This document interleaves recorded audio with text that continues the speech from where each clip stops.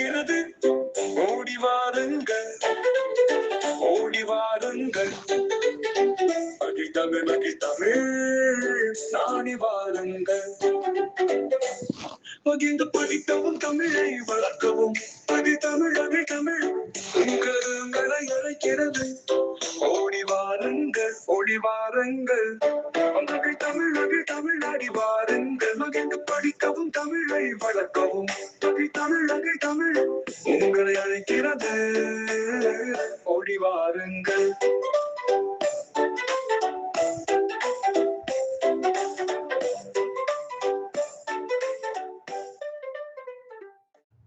வணக்கம்.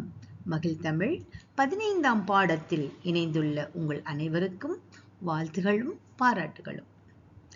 பாப்பாவின் அழுகையை அன்புமணி நிறுத்த என்ன செய்தார் என்று அறிய அனைவரும் அவளாக உள்ளீர்களா? அன்புமணி அப்பாவிடம் பாத்திரத்தில் சிறிது தண்ணீரை நிரப்பி நிலவின் நிழல் பாத்திரத்தில் படும்படி வைக்கச் சொன்னான். நிலவை அருகிலேயே கண்ட பாப்பா அழுகையை நிறுத்திவிட்டு கை கொட்டி சிரித்தாள். சரி, வாருங்கள் இன்றைய பாடத்திற்கு செல்வோம். மணி மணி, கடைக்கு சென்று புளி வாங்கி வா. என்ன, புளியா என்று ஆச்சரியமாக கேட்டான் அன்புமணி. ஆமாம், கறி சமைக்க புளிதான் வாங்கி வர சொன்னேன்.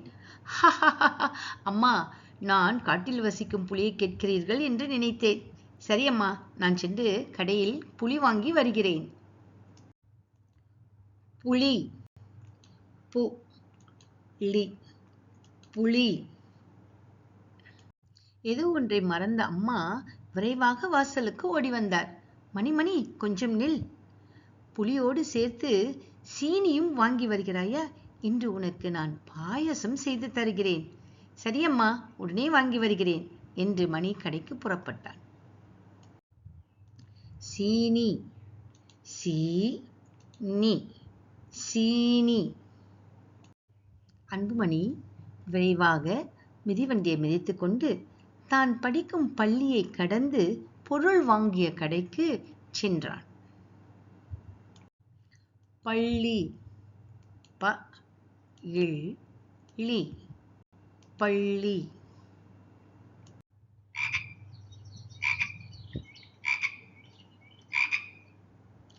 சத்தம் வந்த திசையை நோக்கி பார்த்தான் அன்புமணி.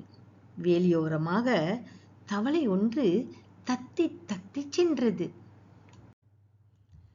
தவளை, தவளை, தவளை.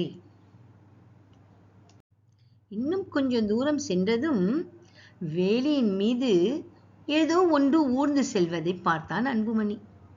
மிதிவண்டியை நிறுத்திவிட்டு அந்த சிறு பிராணியை உற்று பார்த்தான். நத்தை தான் அது. நத்தை, நத்தை.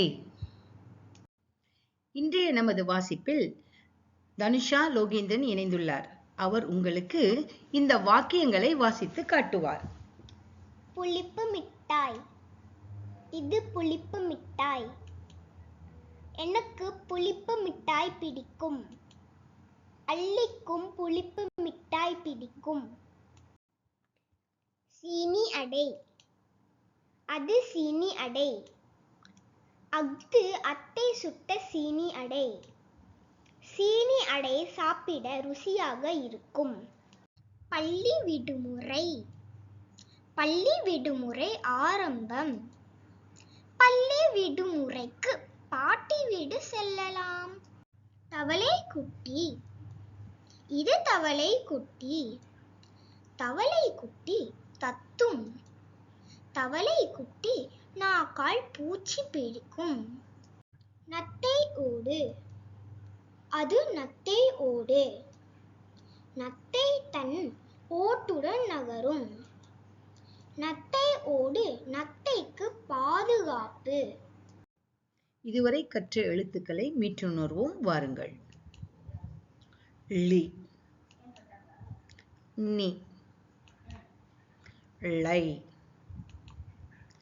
தை. ஐயை, அன்புமணி கடைக்கு சென்றான் அல்லவா, என்ன நடந்தது? ஓ, அதுவா?